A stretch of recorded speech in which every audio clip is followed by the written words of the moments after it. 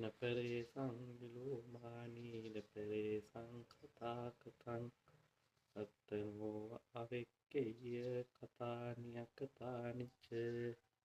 පින්වතුනි, මම මේ සඳහන් කළේ ධම්මපදයේ තියෙන ඉතා සුන්දර ලෝතර බුදුරජාණන් වහන්සේ දේශනා කරන්නට යෙදුන ගාථා ධර්මය.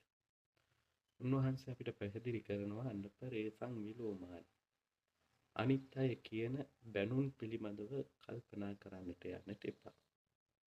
නපරේසං කතා කතා, අනිත් අය කරන කියන දේවල් පිළිබඳව හොයන්නට යන්නටත් එපා. අත්තනෝ අවෙක්කෙය, තමා පිළිබඳව හිතන්න. තමා කළ නොකළ දේවල් පිළිබඳව කල්පනා කරන්න. ඉතින් මේ දේශනාව පිළිබඳව තව දුරටත් කෙටියෙන් විග්‍රහයක් කරලා බැලුවොත් බුදුහාමුදුරු දේශනා කරනවා නපරේසං විලෝමානී, අනිත් අය සාමාන්‍යයෙන් බනිනවා. ඒක ස්වභාවයෙන්. අපි හොඳට හිටියත් බනිනවා, නරකට හිටියත් බනිනවා, හිමින් ගියත් බනිනවා, හයියෙන් ගියත් බනිනවා, hina වුණත් බනිනවා, නොවුණත් බනිනවා. ඒක තමයි ලෝකේ ස්වභාවය. ලෝතර බුදුරජාණන් වහන්සේටත් නිග්‍රහ කරපු මිනිස්සු ඕන තරම් හිටියනේ. මාගන්ධිය, ඊළඟට ওই සුන්දරී පරිබ්‍රාජිකාවගේ සිද්ධියේදී, ඊළඟට චින්චිමානවිකාවගේ සිද්ධියේදී බුදුහාමුදුරන්ට නොඑක් නිග්‍රහයන් විඳින්නට සිද්ධ වුණා. ඒක තමයි ලෝකේ ස්වභාවය.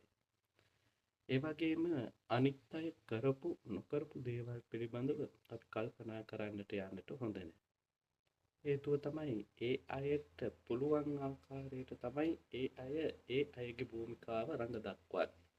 දැන් උදාහරණයක් විදිහට ගත්තට පස්සේ හාමුදුරුවන්ගේ භූමිකාව, විදුහල්පතිවරයෙක් නම් විදුහල්පතිවරයාගේ භූමිකාව, ගුරුවරයෙක් නම් ගුරුවරයෙක්ගේ භූමිකාව, දේශපාලඥයෙක් නම් දේශපාලඥයෙක්ගේ භූමිකාව. ඒ අයට පුළුවන් ආකාරයට Tamanට ලැබිච්ච චරිතයට අනුරූප වෙච්ච ජීවිතයක් සකස් කරගෙන ගත කරනවා. එතකොට ඒවයි හරි වේවා තියෙන්නත් පුළුවන්, වැරදි දේවල් තියෙන්නටත් පුළුවන්. හැබැයි අපි ඒව විවේචනය කරනවට වඩා අපි හොයන්නට ඕන අපේ චරිතය පිළිබඳව, Taman පිළිබඳව. Taman මිනිස්සෙක් කියලා උප්පත්තිය ලැබුවේ කොහොමද? මේ සංසාර ගමනේ තව කොච්චර ගමන් කරන්නට ඕන? ඒ වගේම ඊළඟ ආත්මයට අරගෙන යන්නට අපි රැස් කර ගන්නට ඕන මොනවද? අපි කළ දේවල් මොනවද? නොකළ දේවල් මොනවද?